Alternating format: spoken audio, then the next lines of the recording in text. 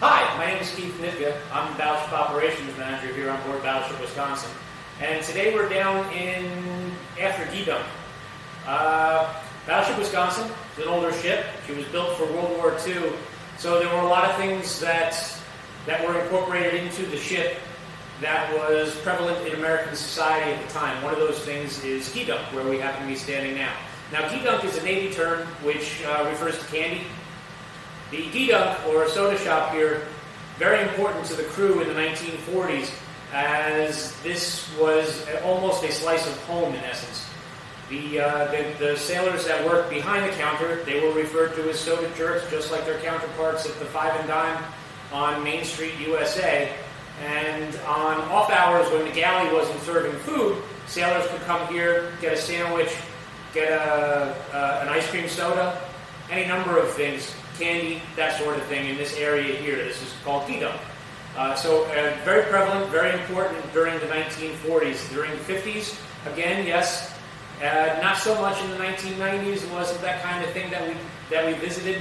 You know, the Five and Dimes had gone away. They didn't have soda counters anymore, so this wasn't that big an area in the 1990s. But in the 1940s, very important.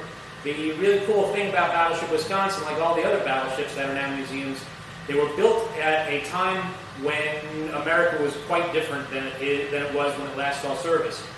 So there's a lot of new technology that works in conjunction with old technology, and you're surrounded by it constantly.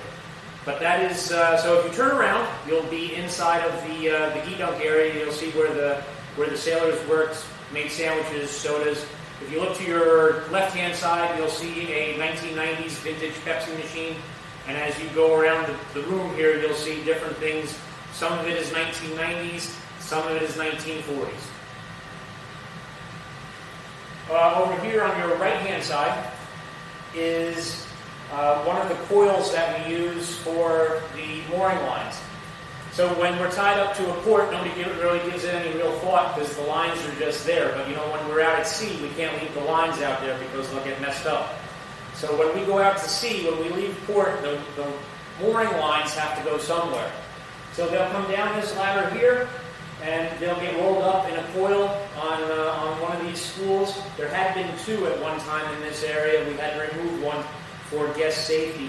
But as you go around on the main deck in different spots that are covered, they're protected by the ocean from the spray and the wind and the waves, there'll be spools like this, and that's where we would keep our mooring lines when we were out at sea, so they wouldn't get messed up.